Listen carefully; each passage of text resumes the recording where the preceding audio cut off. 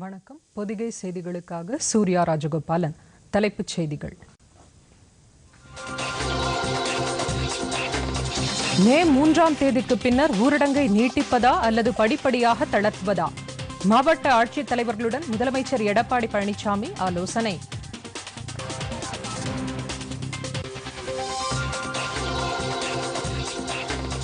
சென்னை, மதுரை, கோவை மாநகராட்சிகளில் நாளை மட்டும் காய்கறி, பழங்கள், மளிகை பொருட்களை வாங்க காலை 6 மணி முதல் மாலை 5 மணி வரை கடைகள் திறப்பு, தமிழக அரசு.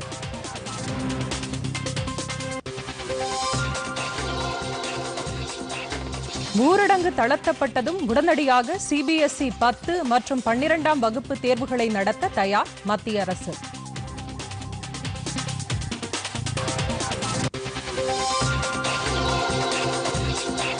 கொரோனா பாதிப்பு அதிகம் உள்ள மாவட்டங்களில் தடுப்பு நடவடிக்கைகள் சரியாக பின்பற்றப்படவில்லை, மத்திய குழு.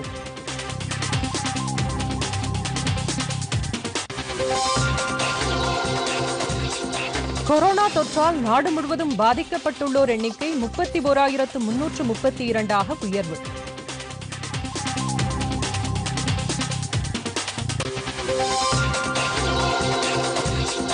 பிரபல ஹிந்தி திரைப்பட நடிகர் இர்ஃபான் கான் காலமானார். பிரதமர் நரேந்திர மோடி உள்ளிட்டோர் இரங்கல். விரிவான செய்திகள். தமிழகத்தில் ஊரடங்கை நீட்டிப்பதா அல்லது படிப்படியாக தளர்த்துவதா என்பது குறித்து முதலமைச்சர் எடப்பாடி பழனிசாமி இன்று அனைத்து மாவட்ட ஆட்சியர்களுடன் ஆலோசனை நடத்தினார். இந்த கூட்டத்தில் அமைச்சர்கள், தலைமைச் செயலாளர் உள்ளிட்ட அதிகாரிகள் கலந்து கொண்டனர். தமிழகத்தில் கொரோனா தொற்றால் பாதிக்கப்பட்டோர் எண்ணிக்கை 2000-ஐ தாண்டியுள்ள நிலையில் வரும் 3ஆம் தேதிக்கு பின்னர் ஊரடங்கை நீட்டிப்பதா அல்லது படிப்படியாக தளர்த்துவதா என்பது குறித்து அனைத்து மாவட்ட ஆட்சித்தலைவர்களுடன் முதலமைச்சர் எடப்பாடி பழனிசாமி இன்று ஆலோசனை நடத்தினார். இந்த ஆலோசனையின் போது பேசிய முதலமைச்சர் எடப்பாடி பழனிசாமி, மாவட்ட ஆட்சியர்கள் கொரோனா நோய் தடுப்பு நடவடிக்கையில் தீவிரம் காட்டி வந்தாலும் இன்னும் அதிக கவனம் செலுத்தி இந்த நோய் தொற்றை முழுமையாக தடுக்க வேண்டும் என்று கேட்டுக்கொண்டார். மாவட்டங்களில் உள்ள மருத்துவமனைகளில் போதிய உபகரணங்கள் இருக்கிறதா என்பதை கண்காணிக்க வேண்டும் என்றும், மாவட்ட எல்லைகளில் தீவிர கண்காணிப்பு பணி அவசியம் என்றும் அவர் குறிப்பிட்டார். பிற மாநிலங்களிலிருந்து வருபவர்கள் முறையான அனுமதி சீட்டு பெற்றிருந்தால் மட்டுமே அவர்களை பரிசோதித்து அனுப்ப வேண்டும் என்று அவர் கேட்டுக்கொண்டார். உணவகங்கள் மற்றும் பேக்கரி நிறுவனங்கள் பார்சல் மட்டுமே அனுமதிக்க வேண்டும். காய்கறி மற்றும் அத்தியாவசிய பொருட்கள் மக்களுக்கு தடையின்றி கிடைக்க ஏற்பாடு செய்ய வேண்டும் என்றும் முதலமைச்சர் வலியுறுத்தினார். தற்போது மாநிலத்தில் சிவப்பு, ஆரஞ்சு, பச்சை என்ற 3 பகுதிகளாக பிரிக்கப்பட்டு பச்சை அடையாளம் கொண்ட நோய் தொற்று இல்லாத மாவட்டங்களில் படிப்படியாக தொழில் தொடங்குவதற்கு அரசின் உத்தரவு கிடைத்ததும் அதற்கு உரிய அனுமதி வழங்கலாம் என்றும் மாவட்ட ஆட்சித்தலைவர்களுக்கு முதலமைச்சர் உத்தரவிட்டார். மாநிலம் முழுவதும் அம்மா உணவகங்களில் மக்களுக்கு தரமான உணவு வழங்கப்படுகிறதா என்பதை கண்காணிக்க வேண்டும் என்றும் முதலமைச்சர் கேட்டுக்கொண்டார். 100 நாள் வேலைவாய்ப்பு திட்டத்தில் சமூக இடைவெளி விட்டு ஆட்கள் பணிக்கு நியமிக்க வேண்டும் என்றும், 50 வயது முதல் 55 வயது வரை கடந்த பணியாளர்களை வேலைக்கு வருவதை தவிர்க்க வேண்டும் என்றும், அப்படி உள்ள வயதானவர்கள் குடும்பத்தில் தகுதியானவர் ஒருவருக்கு வேலை வழங்கலாம் என்றும் முதலமைச்சர் கூறினார். உலகமே பதறி போயிருக்கின்ற இந்த சூழ்நிலையில் இந்தியாவிலும் இந்த கொரோனா வைரஸ் தொற்று நோய் பரவி உள்ளது. அதில் தமிழகத்தில் நோய் பரவலை தடுப்பதற்கு அரசு போர்க்கால அடிப்படையில் மேற்கொள்ளப்பட்டு வருகிறது. இன்றைக்கு மாவட்ட ஆட்சித்தலைவரை பொறுத்த வரைக்கும் அரசு அறிவிக்கப்பட்ட வழிகாட்டின் பேரிலே செயல்பட்ட காரணத்தினாலே மக்களுக்கு தேவையான அத்தியாவசிய பொருட்கள் தங்குதடையின்றி அனைவருக்கும் கிடைக்கப்பட்டது. 100 நாள் வேலை திட்டத்தை இன்றைக்கு கிராமப்புறத்தில் இருக்கின்ற ஏழை எளிய மக்கள் வேலை கிடைக்கும் என்பதற்காக மத்திய அரசு அறிவிக்கப்பட்டுகின்றது. அந்த 100 நாள் வேலை திட்டத்தை நீங்கள் அமல்படுத்தலாம். இந்த 100 நாள் வேலை திட்டத்தை அமல்படுத்துகின்ற பொழுது அங்கேயும் சமூக இடைவெளியை பின்பற்ற வேண்டும். அவசியம் முகக்கவசம் அணிந்து அந்த பணியிலே தொழிலாக ஈடுபடுத்த வேண்டும். 100 நாள் வேலை திட்டத்தில் பணிபுரிந்துகின்றவர்கள் 50 வயதுக்கு 55 வயசுக்கு மேல் இருந்தால் அவர்களை தவிர்த்துக் கொள்ள வேண்டும். அவருக்கு வேலைவாய்ப்பு கிடைக்கவில்லை என்ற ஒரு ஏக்கம் இருந்தாலும் அவர் குடும்பத்தில் யாராவது தகுதியானவர் இருந்தால் அவருக்கு பதிலாக அவருக்கு அந்த பணி அமர்த்தப்படலாம். அதே போல தடை செய்யப்பட்ட பகுதியில் தினந்தோறும் 2 முறை அந்த கிருமி நாசினி தொடர்ந்து அடிக்கப்பட வேண்டும். ஏற்கனவே மத்திய அரசு அறிவித்துள்ள சிமெண்ட், சர்க்கரை ஆலை, ஸ்டீல் தொழிற்சாலை, ஜவ்வரிசி ஆலை மற்றும் மருத்துவ உபகரணங்கள் செய்யும் ஆலை உள்ளிட்ட பகுதி தொழில்களுக்கு உரிய அனுமதி ஆட்சியர்கள் வழங்கலாம் என்றும் இத்தகைய அனுமதியை தடை செய்யப்பட்ட பகுதிகளில் நிச்சயம் அனுமதிக்க கூடாது என்றும் முதலமைச்சர் கேட்டுக்கொண்டார். அறிவிக்கப்பட்டுள்ள சென்னை, மதுரை, கோவை ஆகிய மாநகராட்சிகளில் நாளை மட்டும் காய்கறி, பழங்கள் மற்றும் மளிகை பொருட்களை வாங்க காலை 6 மணி முதல் மாலை 5 மணி வரை கடைகள் திறந்திருக்க அனுமதிக்கப்படும் என்று தமிழக அரசு அறிவித்துள்ளது. மே மாதம் 1 தேதியிலிருந்து ஏற்கனவே நடைமுறையில் உள்ளபடி அத்தியாவசிய பொருட்களை விற்கும் கடைகள் காலை 6 மணி முதல் மதியம் 1 மணி வரை மட்டுமே திறந்திருக்க அனுமதிக்கப்படும் என்றும் தமிழக அரசு வெளியிட்டுள்ள செய்திக்குறிப்பில் தெரிவிக்கப்பட்டுள்ளது. அத்தியாவசிய பொருட்களை வாங்க அவசரம் காட்டாமல் நிதானமாக பொறுமை காத்து சமூக இடைவெளியை கண்டிப்பாக கடைபிடிக்க வேண்டும் என்றும் முக கவசம் அணிவதை தவறாமல் பின்பற்ற வேண்டும் என்றும் அறிவுறுத்தப்பட்டுள்ளது. இந்நிலையில் சென்னை, மதுரை, கோவை மாநகராட்சிகளில் தமிழக அரசு அறிவித்த முழு ஊரடங்கு இன்றுடன் முடிவுக்கு வருகிறது. முழு ஊரடங்கின் கடைசி நாளான இன்று சென்னை உள்ளிட்ட நகரங்களில் சாலைகளில் வாகன போக்குவரத்து முழுவதுமாக இல்லை. இந்த மாநகராட்சிகளில் 4 நாட்களும், திருப்பூர் மற்றும் சேலம் மாநகராட்சிகளில் 3 நாட்களும் முழு ஊரடங்கு அமல்படுத்தப்பட்டது. அதன்படி திருப்பூர், சேலம் மாநகராட்சிகளில் நேற்றுடன் முழு ஊரடங்கு முடிவடைந்தது. இந்நிலையில் தமிழக அமைச்சரவை கூட்டம் முதலமைச்சர் எடப்பாடி பழனிசாமி தலைமையில் வரும் 2ஆம் தேதி கூடுகிறது. இக்கூட்டத்தில் ஊரடங்கை நீட்டிக்கலாமா அல்லது படிப்படியாக தளர்த்தலாமா என்பது குறித்து முடிவெடுக்கப்படும் என்று தெரிகிறது. மத்திய இடைநிலை கல்வி வாரியத்தால் நடத்தப்படும் 10 மற்றும் 12ஆம் வகுப்பு தேர்வுகளில் ஊரடங்கால் ஒத்திவைக்கப்பட்ட பாடங்களுக்கு தேர்வுகளை நடத்த தயாராக உள்ளதாக மத்திய மனிதவள மேம்பாட்டுத்துறை அமைச்சகம் கூறியுள்ளது. குறிப்பாக 29 முக்கிய பாடங்களுக்கு தேர்வுகள் நடத்தப்படும் என மனிதவள மேம்பாட்டுத்துறை அமைச்சக அதிகாரிகள் தெரிவித்துள்ளனர். ஏற்கனவே நடத்தப்பட்ட தேர்வுகளுக்கான விடைத்தாள் திருத்தும் பணியை தொடங்க தேவையான ஏற்பாடுகளை செய்யுமாறு உத்தரவிடப்பட்டுள்ளதாக தகவல்கள் தெரிவிக்கின்றன. மாநில அரசுகளும் தேர்வுகளை நடத்துவது குறித்தும் ஏற்கனவே நிறைவடைந்த தேர்வுகளுக்கான மதிப்பீட்டு முறைகளை தொடங்குவது குறித்து நடவடிக்கை எடுக்குமாறு அறிவுறுத்தப்பட்டுள்ளதாக தெரிகிறது. மத்திய இடைநிலை கல்வி வாரியத்தால் நடத்தப்படும் தேர்வுகள் குறித்து மாணவர்களுக்கு 10 நாட்களுக்கு முன்பே அறிவிப்பு வெளியிடப்படும் என்று தெரிவிக்கப்பட்டுள்ளது. இதேபோல் கல்லூரி சேர்க்கைக்கான வழிமுறைகளை வகுக்கவும் பல்கலைக்கழக மானியக்குழு நடவடிக்கை எடுத்து வருவதாக மனிதவள மேம்பாட்டுத்துறை கூறியுள்ளது. அத்தியாவசிய பொருட்களின் விநியோகம் பாதிக்கப்படாமல் இருக்க மாநில எல்லைகளில் தடையில்லா போக்குவரத்தை உறுதி செய்ய வேண்டும் என்று மத்திய சாலை போக்குவரத்து மற்றும் நெடுஞ்சாலைத்துறை அமைச்சர் நிதின் கட்கரி வலியுறுத்தியுள்ளார். மாநில அரசுகள் மற்றும் யூனியன் பிரதேச அரசுகளின் போக்குவரத்து துறை அமைச்சர்களுடன் காணொலி காட்சி மூலம் ஆலோசனை நடத்திய அவர் அத்தியாவசிய பொருட்களை ஏற்றி வரும் வாகனங்களை தடுத்து நிறுத்தக்கூடாது என்று கேட்டுக்கொண்டார். ஊரடங்கு காலத்தில் பொதுமக்களுக்கு உணவு தானியங்கள் பற்றாக்குறை ஏற்படாமல் இருக்க ஏதுவாக அத்தியாவசிய பொருட்களின் வாகனங்களுக்கு தடையில்லா போக்குவரத்தை மாநில அரசுகள் உறுதி செய்ய வேண்டும் என்று கேட்டுக்கொண்டார்.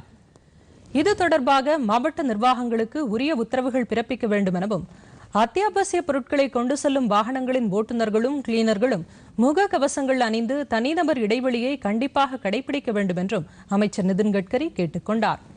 கிராமப்புறங்களில் வேளாண் பணிகளுக்கு உதவ செயலி கட்டுப்பாட்டில் இயங்கும் 2 சக்கர வாகன டாக்ஸிகளை அறிமுகப்படுத்த வேண்டும் என்றும் இதன் மூலம் புதிய வேலைவாய்ப்புகள் உருவாகும் என்றும் அமைச்சர் நிதின் கட்கரி அப்போது குறிப்பிட்டார்.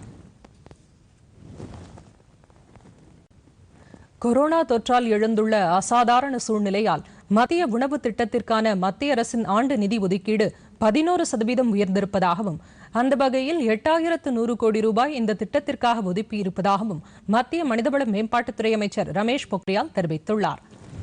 மாநிலங்களின் கல்வி அமைச்சர்கள் மற்றும் கல்வித்துறை செயலாளர்களுடன் புதுதில்லியிலிருந்து காணொலி காட்சி மூலம் அவர் நடத்திய ஆலோசனையின் போது அமைச்சர் இதனை தெரிவித்தார்.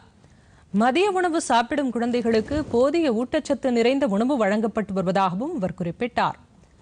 கல்வி நிறுவனங்களில் மாணவர்கள் சேருவதை அதிகரிக்கவும் பள்ளிகளுக்கு மாணவர்களின் வருகை பதிவை அதிகரிக்கவும் மத்திய அரசின் நிதியுதவியுடன் மதிய உணவு திட்டம் நடைமுறைப்படுத்தப்பட்டு வருகிறது. நாடு முழுவதும் 11 லட்சம் பள்ளிகளில் சுமார் 12 கோடி குழந்தைகள் இந்த திட்டத்தின் கீழ் பயனடைந்து வருகின்றனர்.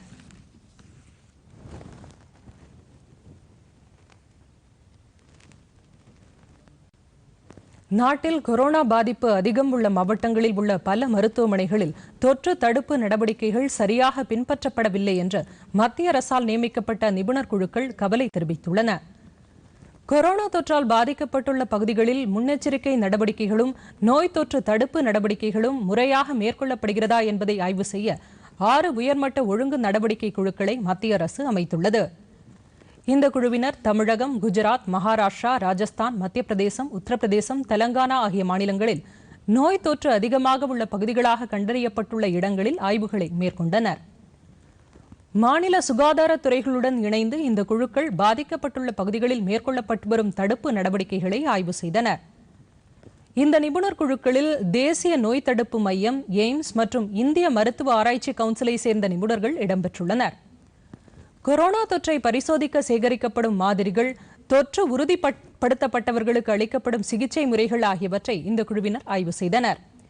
இதில் தொற்று தடுப்புக்காக மேற்கொள்ளப்படும் முன்னெச்சரிக்கை நடவடிக்கைகள் பல மருத்துவமனைகளில் முறையாக கடைபிடிக்கப்படவில்லை என்றும், இதனால் சுகாதார பணியாளர்களுக்கும் நோய் தொற்றும் வாய்ப்புகள் அதிகமாக இருப்பதாகவும் இந்த நிபுணர் குழுவினர் கவலை தெரிவித்துள்ளனர். நாடு முழுவதும் கொரோனா தொற்று பரவலை தடுக்க மே மாதம் 3ஆம் தேதி வரை ஊரடங்கு அமல்படுத்தப்பட்டுள்ள நிலையில் அதனை மேலும் 2 வாரங்களுக்கு நீட்டிக்க பஞ்சாப் அரசு முடிவு செய்துள்ளது. ஊரடங்கின் போது தினமும் காலை 7 மணி முதல் 11 மணி வரை கட்டுப்பாடுகள் தளர்த்தப்படும் என்றும், அப்போது பொதுமக்கள் தங்களுக்கு தேவையான அத்தியாவசிய பொருட்களை வாங்கிக் கொள்ளலாம் என்றும் பஞ்சாப் முதல்வர் அமரீந்தர் சிங் செய்தி வெளியிட்டுள்ளார்.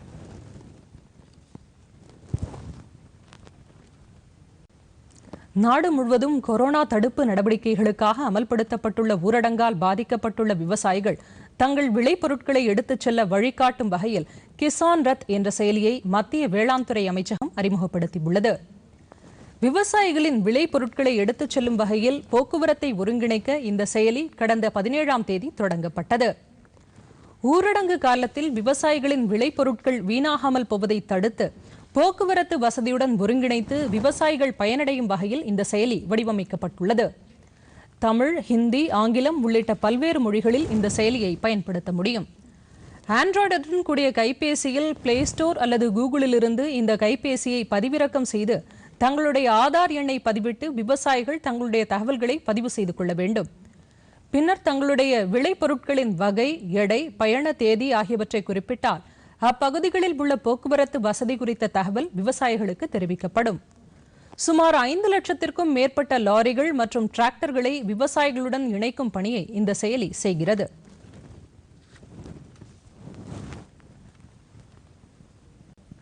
நாடு முழுவதும் கொரோனா தொற்றால் பாதிக்கப்பட்டுள்ளோர் எண்ணிக்கை 31,332 உயர்ந்துள்ளது. 7,696 பேர் குணமடைந்துள்ள நிலையில் உயிரிழப்பு 1007 அதிகரித்துள்ளது. இந்தியாவில் கொரோனா தொற்றால் உயிரிழந்தோர் எண்ணிக்கை 1007 உயர்ந்துள்ளது என மத்திய சுகாதார அமைச்சகம் தெரிவித்துள்ளது.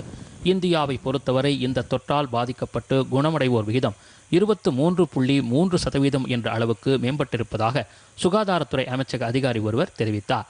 நாட்டிலேயே மிக மோசமான பாதிப்பை சந்தித்துள்ள மகாராஷ்டிரா மாநிலத்தில் 9,318 பேர் பாதிக்கப்பட்டுள்ளனர். 1,388 பேர் குணமடைந்துள்ள நிலையில் 400 பேர் உயிரிழந்துள்ளனர். குஜராத்தில் 3,744 பேர் பாதிக்கப்பட்டுள்ளனர். 434 பேர் குணமடைந்துள்ளனர். 181 பேர் உயிரிழந்துள்ளனர். தலைநகர் தில்லியில் 3,314 பேர் பாதிக்கப்பட்டு 1,078 பேர் குணமடைந்தனர். 54 பேர் உயிரிழந்தனர். ராஜஸ்தானில் பாதிக்கப்பட்டவர்களின் எண்ணிக்கை 2,364 உள்ளது. இம்மாநிலத்தில் 768 பேர் குணமடைந்து வீடு திரும்பியுள்ளனர். 51 பேர் உயிரிழந்துள்ளனர். ஆந்திர பிரதேசத்தில் 1,259 பேர் கொரோனா தொற்றால் பாதிக்கப்பட்டுள்ளனர். அங்கு இதுவரை 258 பேர் குணமடைந்து வீடு திரும்பியுள்ளனர். 31 பேர் கொரோனா தொற்றால் உயிரிழந்துள்ளனர். கேரளாவில் 485 பேர் பாதிக்கப்பட்டு 359 பேர் குணமடைந்துள்ளனர். 4 பேர் உயிரிழந்துள்ளனர். கர்நாடகாவில் 523 பேர் கொரோனாவால் பாதிக்கப்பட்டுள்ளனர். 20 பேர் உயிரிழந்துள்ள நிலையில் 207 பேர் குணமடைந்து வீடு திரும்பியுள்ளனர். தமிழகத்தை பொறுத்தவரை நேற்று வரை கொரோனா தொற்றால் உயிரிழந்தோர் எண்ணிக்கை 25 உயர்ந்துள்ளது. நேற்று ஒரே நாளில் 123 பேருக்கு தொற்று உறுதி செய்யப்பட்டது. சென்னையில் 103 பேர் இந்த தொற்றால் பாதிக்கப்பட்டுள்ளனர். இதையடுத்து தமிழகத்தில் கொரோனா தொற்றால் பாதிக்கப்பட்டோர் எண்ணிக்கை 2,058 உயர்ந்துள்ளது. பாதிக்கப்பட்டவர்களில் 1,392 பேர் ஆண்கள் என்றும் 666 பேர் பெண்கள் என்றும் மாநில சுகாதாரத்துறை வெளியிட்டுள்ள செய்திக்குறிப்பில் தெரிவிக்கப்பட்டுள்ளது. சிறிய இடைவேளைக்கு பிறகு செய்திகள் தொடரும். பொதிகை செய்திப் பிரிவு வழங்கும் புதிய வெளிச்சம். இன்றைய நிகழ்ச்சியில் கொரோனா மருத்துவரை கேளுங்கள். பங்கேற்கிறார் பொது மற்றும் தோல்நோய் மருத்துவர் டாக்டர் எஸ் முருகுசுந்தரம். சந்திக்கிறார் ஜே சாந்தி. இன்று மாலை 7:30 மணிக்கு நமது பொதிகையில் காண தவறாதீர்கள். புதிய வெளிச்சம். தமிழகத்தில் கொரோனா பரவலை தடுப்பதற்கும் அத்தொற்றால் ஏற்பட்டுள்ள பாதிப்பிலிருந்து பொதுமக்களை படிப்படியாக மீட்கவும் தமிழக அரசு கோரிய கூடுதல் நிதியினை வழங்கிட வேண்டும் என்று தமாக தலைவர் ஜி.கே. வாசன் கேட்டுக் கொண்டுள்ளார். அவர் இன்று சென்னையில் வெளியிட்டுள்ள அறிக்கையில் சிறு குறு நடுத்தர தொழில் நிறுவனங்கள் செலுத்த வேண்டிய வங்கிக் கடனுக்கான வட்டியை 6 மாதங்களுக்கு ரத்து செய்ய வேண்டும் என்று கூறியிருக்கிறார். இதேபோல் ஜிஎஸ்டி வரியை செலுத்த 6 மாத கால அவகாசம் உள்ளிட்ட தமிழக அரசு முன்வைத்துள்ள பல்வேறு கோரிக்கைகளை மத்திய அரசு கனிவோடு பரிசீலனை செய்து நிறைவேற்ற வேண்டும் என்று ஜி.கே. வாசன் வலியுறுத்தியிருக்கிறார்.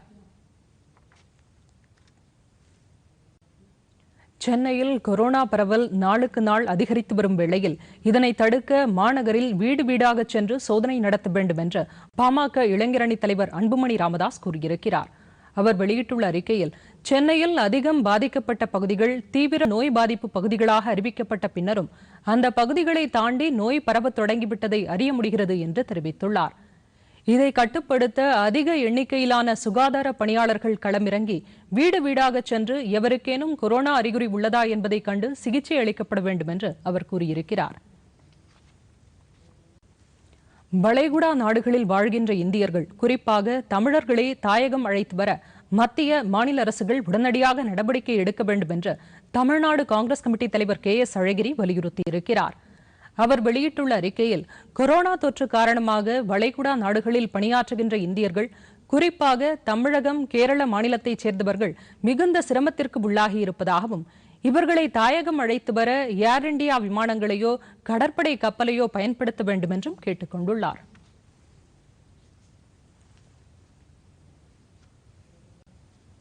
சென்னை மாநகராட்சிக்கு உட்பட்ட பகுதிகளில் அனுமதிக்கப்பட்டு இயங்கும் மத்திய, மாநில அரசு அலுவலகங்களில் நாள்தோறும் 2 முறை கிருமி நாசினி கொண்டு சுத்தம் செய்யும் பணிகள் மேற்கொள்ளப்பட வேண்டும் என மாநகராட்சி ஆணையர் கோ. பிரகாஷ் கூறியுள்ளார்.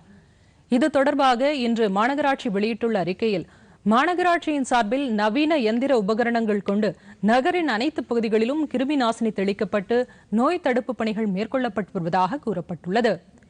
குறிப்பாக கொரோனா தொற்றால் பாதிக்கப்பட்டவர்கள் வசித்த பகுதிகளில் நாள் ஒன்றுக்கு 2 முறை கிருமி நாசினி கொண்டு சுத்தம் செய்யும் பணிகள் மேற்கொள்ளப்பட்டு வருவதாக தெரிவிக்கப்பட்டுள்ளது.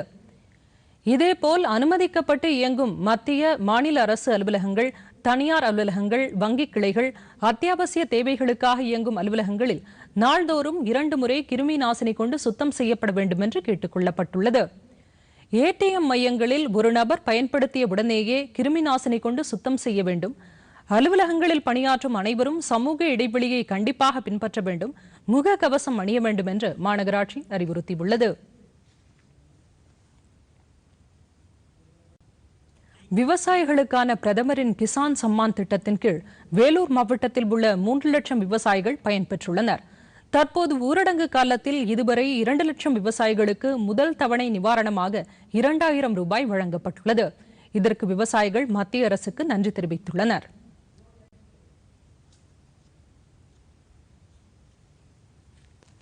இந்த வருஷம் இந்த கொரோனானால ரொம்ப பாதிக்கப்பட்டோம். முதல்ல போன மாதம் 4ஆம் தேதி 2000 கொடுத்தாங்க. இப்போது ஒரு 2000 4000 இந்த வருஷத்தில் 4000 வந்ததுனால ரொம்ப பாதிப்புலேருந்து கொஞ்சம் குறைஞ்சிருக்கு. இதனால் ரொம்ப ரொம்ப ரொம்ப ரொம்ப கஷ்டத்துலேருந்து மீண்டும் நல்லபடியாக இருக்கிறோம். இந்த கொரோனா பாதிப்புனால 144 தடை இருக்குது. அது இருந்தும் நம்ம ஐயா பாரத பிரதமர் மோடி அவர்கள் இப்பொழுது விவசாயிகளுடைய கஷ்டத்தை கருத்தில் கொண்டு 2000 ரூபாய் விடுவிச்சிருக்கிறாரு. அது கிடச்சிருக்குது. எங்களுக்கு பெரும் மகிழ்ச்சியாக இருக்குது. இப்போ 144 சட்டம் போட்டுக்கிறது 2000 ரூபாய் மோடி கொடுத்துருக்காரு. அவருக்கு ரொம்ப நன்றி. இந்த கொரோனா நேரத்தில் பாரத பிரதமர் அவர்கள் 2000 கொடுத்ததற்கு அவருக்கு எங்களுடைய பெரும் மகிழ்ச்சியும் வணக்கத்தையும் தெரிவித்துக் கொள்கின்றோம். இந்த வருஷம் பார்க்குறப்போ இந்த கொரோனாவுடைய பாதிப்பு அதிகமாக இருந்ததுனால ஊரடங்கு 144 போட்டாங்க. பெரும்பாலும் வேலைக்கு போக முடியாத கஷ்ட நிலை இருக்கிறப்போ பாரத பிரதமர் போட்டார். 2000 ரூபாய் எங்களுக்கு பெரும் உதவியாக இருந்தது. அதனால் பூச்சி மருந்து, உரம் அதெல்லாம் கொடுத்துக்கிறாரு. அதனால் பிரதமர் மோடி இந்த கொரோனா இதனால் வந்து 2000 ரூபாய் மானியமாக கொடுத்துக்கிறாரு. அதனால் நம்ம பிரதமர் மோடிக்கு மிக்க நன்றியை தெரிவித்துக் கொள்ளுது. நிறைய கரும்புகள்லாம் வீணாக போனதுனால என் மனசு சோர்ந்து போச்சு. அந்த நேரத்தில் எனக்கு மோடி ஐயா வந்து ஒரு 2000 ரூபாய் விவசாயிகளுக்கு கொடுத்ததுனால நான் ரொம்ப என் மனசு மகிழ்ச்சி அடைஞ்சது.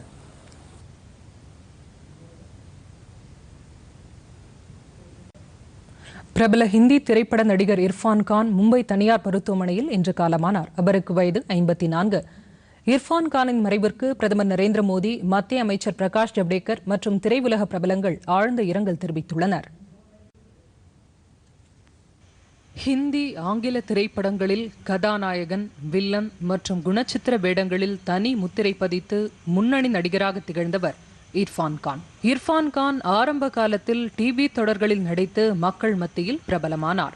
1988ஆம் ஆண்டு சலாம் பாம்பே என்ற திரைப்படத்தின் மூலம் அறிமுகமாகி ஏராளமான திரைப்படங்களில் தனது தனித்தன்மை வாய்ந்த நடிப்பால் ரசிகர்களை அவர் கவர்ந்தெழுத்தார். இவரது நடிப்பில் வெளியான மக்பூல், ஹாசில், பான் சிங் தோமர், பிக்கு போன்ற ஹிந்தி திரைப்படங்கள் பெரும் வெற்றி பெற்று இர்ஃபான் கானுக்கு முன்னணி நடிகர் என்ற அந்தஸ்தை பெற்றுத்தந்தன. இவரது பன்முக நடிப்பு திறமையால் ஹாலிவுட் திரையுலகமும் இவரை அன்புடன் ஏற்றுக்கொண்டது.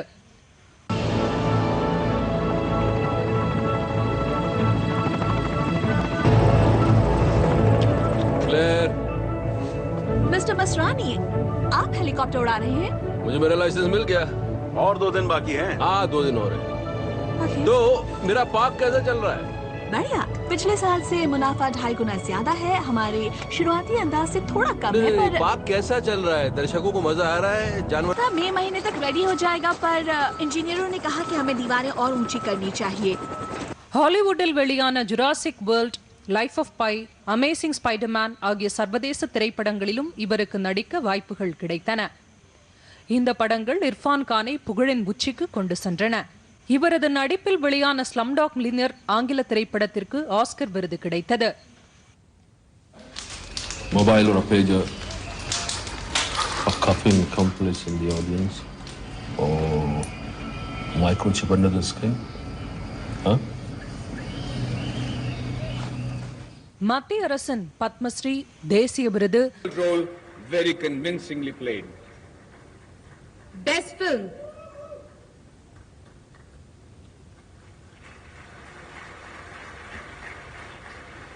Best film on environment conservation. Filmfare விருது உள்ளிட்ட பல விருதுகளை பெற்றுள்ள இவர் 2018ஆம் ஆண்டு புற்றுநோயால் பாதிக்கப்பட்டு லண்டனில் சிகிச்சை பெற்றார். அதன் பிறகு மீண்டும் நடிக்க தொடங்கிய அவருக்கு நேற்று உடல்நிலை மோசமானதால் மும்பை தனியார் மருத்துவமனையில் அனுமதிக்கப்பட்டார். அங்கு சிகிச்சை பலனளிக்காமல் இன்று காலை அவர் காலமானார். மறைந்த இர்ஃபான் கானுக்கு வயது 54.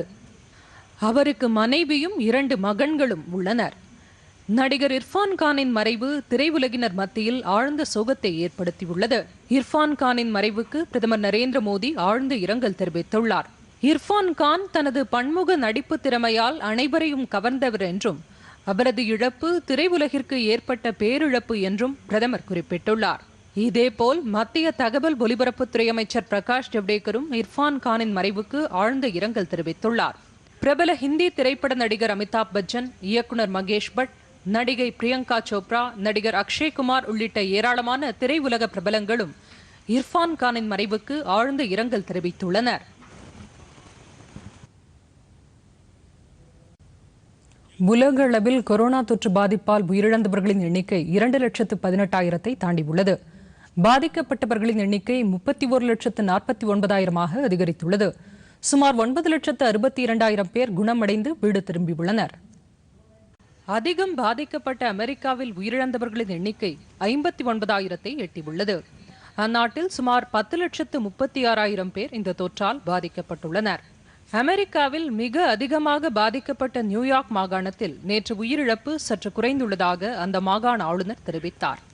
ஸ்பெயினில் இந்த தொற்றுக்கு 2,32,000 பேர் பாதிக்கப்பட்டுள்ள நிலையில் சுமார் 24,000 பேர் உயிரிழந்துள்ளனர். அந்நாட்டில் தொற்று பரவல் கட்டுப்படுத்தப்பட்டுள்ளதை அடுத்து ஊரடங்கை படிப்படியாக தளர்த்த முடிவு செய்யப்பட்டுள்ளதாக அதிகாரிகள் தெரிவித்துள்ளனர். இத்தாலியில் சுமார் 2 லட்சம் பேர் பாதிக்கப்பட்டுள்ள நிலையில் 27,000 பேர் உயிரிழந்துள்ளனர். கொரோனா தொற்றால் அதிகம் பாதிக்கப்பட்ட நாடுகளில் ஒன்றான பிரான்சில் சுமார் 23,000 பேர் உயிரிழந்துள்ளதுடன் 1,66,000 பேர் பாதிக்கப்பட்டுள்ளனர். புதிதாக பாதிக்கப்படுவோரின் எண்ணிக்கை குறைய தொடங்கி இருப்பதால் மே 11ஆம் தேதி முதல் அங்கு ஊரடங்கு கட்டுப்பாடுகளை தளர்த்த முடிவு செய்யப்பட்டுள்ளது. பிரிட்டனில் சுமார் 21,000 பேரும் ஜெர்மனியில் சுமார் 6,000 பேரும் இந்த தொற்றால் உயிரிழந்துள்ளனர்.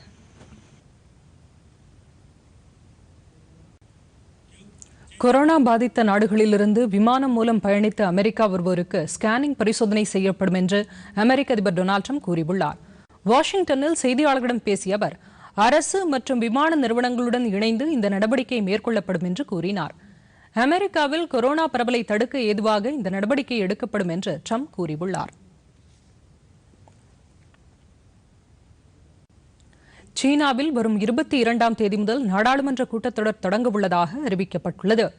மார்ச் மாதத்தில் நடைபெறுவதாக இருந்த இந்த கூட்டத்தொடர் கொரோனா வைரஸ் பரவல் காரணமாக ஒத்திவைக்கப்பட்டது.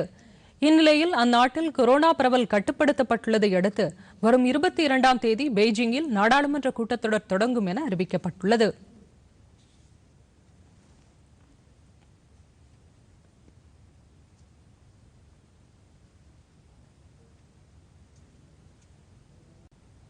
சிரியாவில் தீவிரவாதிகளால் அடுத்தடுத்து நிகழ்த்தப்பட்ட 2 குண்டுவெடிப்பு தாக்குதல்களில் 40 பேர் உயிரிழந்தனர். சிரியாவில் துருக்கியின் கட்டுப்பாட்டில் உள்ள அஃப்ரின் மாவட்டத்தில் உள்ள ஒரு சந்தை பகுதியில் வெடிகுண்டுகள் நிரப்பப்பட்ட எரிபொருள் கொண்டு வந்த லாரி ஒன்று நிறுத்தப்பட்டிருந்தது. மக்கள் கூட்டம் நிறைந்த சந்தை பகுதியில் வெடிகுண்டுகள் நிறுத்தப்பட்டிருந்த அந்த லாரி திடீரென வெடித்து சிதறியது. இந்த குண்டுவெடிப்பு தாக்குதலில் துருக்கி ஆதரவு கிளர்ச்சியாளர்கள், பொதுமக்கள் உட்பட 40 பேர் உயிரிழந்தனர். மேலும் பலர் படுகாயமடைந்தனர். இதேபோல் அஃப்ரின் நகருக்கு அருகில் உள்ள மஹ்மூதியா நகரில் அடுத்த சில மணி நேரங்களில் மற்றொரு குண்டு வெடித்தது. இந்த தாக்குதல் சம்பவங்களுக்கு இதுவரை எந்த அமைப்பும் பொறுப்பேற்கவில்லை. எனினும் சிரியாவின் அஃப்ரின் மாவட்டத்தில் நடத்தப்பட்ட இந்த தாக்குதலுக்கு குர்திஷ் போராளிகள்தான் காரணம் என துருக்கி அரசு குற்றஞ்சாட்டியுள்ளது.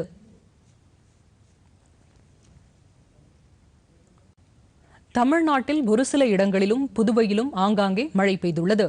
கடந்த 24 மணி நேரத்தில் அதிகபட்சமாக திருப்பூர் ஆட்சியர் அலுவலகத்தில் 9 சென்டிமீட்டர் மழையும், காங்கேயம், திருப்பூர், தெற்கு கோயம்புத்தூர் ஆகிய இடங்களில் தலா 6 சென்டிமீட்டர் மழையும் பதிவாகியுள்ளது. தெற்கு தமிழ்நாட்டிலும் மலை பகுதிகளிலும் மிதமான மழை பெய்யக்கூடும் என்றும், தமிழ்நாட்டின் பிற பகுதிகளிலும் புதுச்சேரி மற்றும் காரைக்காலில் வறண்ட வானிலையே காணப்படும் என்றும் வானிலை ஆய்வு மையம் தெரிவித்துள்ளது. இந்நிலையில் ராமேஸ்வரத்தில் இன்று காலை வீசிய பலத்த சூறைக்காற்று காரணமாக துறைமுகத்தில் நிறுத்தி வைக்கப்பட்டிருந்த ஏராளமான விசைப்படகுகள் சேதமடைந்தன. இன்று அதிகாலை ராமேஸ்வரம் தீவு பகுதியில் பலத்த இடி மின்னலுடன் மழை மற்றும் சூறைக்காற்று வீசியது. இதனால் துறைமுக பகுதியில் நிறுத்தி வைக்கப்பட்டிருந்த சுமார் 30க்கும் மேற்பட்ட விசைப்படகுகள் ஒன்றுடன் ஒன்று மோதி பலத்த சேதமடைந்தது. இவற்றை மீட்கும் பணியில் மீனவர்கள் ஈடுபட்டனர். மீண்டும் தலைப்புச் செய்திகள்.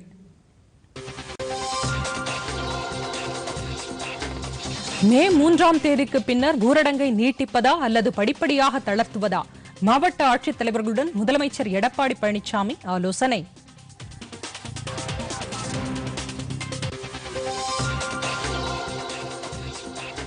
சென்னை, மதுரை, கோவை மாநகராட்சிகளில் நாளை மட்டும் காய்கறி, பழங்கள், மளிகை பொருட்களை வாங்க காலை 6 மணி முதல் மாலை 5 மணி வரை கடைகள் திறப்பு, தமிழக அரசு.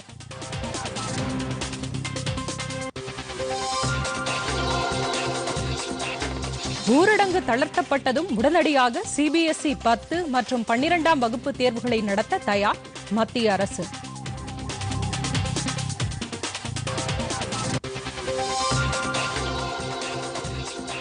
கொரோனா பாதிப்பு அதிகம் உள்ள மாவட்டங்களில் தடுப்பு நடவடிக்கைகள் சரியாக பின்பற்றப்படவில்லை, மத்திய குழு.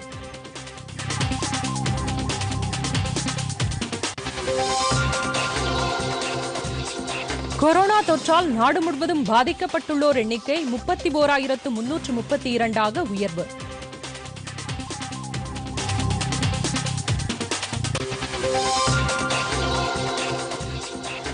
பிரபல ஹிந்தி திரைப்பட நடிகர் இர்ஃபான் கான் காலமானார். பிரதமர் நரேந்திர மோடி உள்ளிட்டோர் இரங்கல்.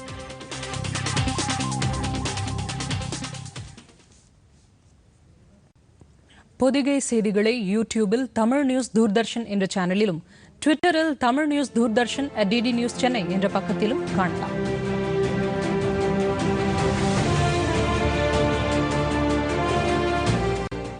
இத்துடன் இந்த செய்தி அறிக்கை நிறைவு பெற்றது. மீண்டும் செய்திகள் இரவு 7 மணிக்கு. வணக்கம்.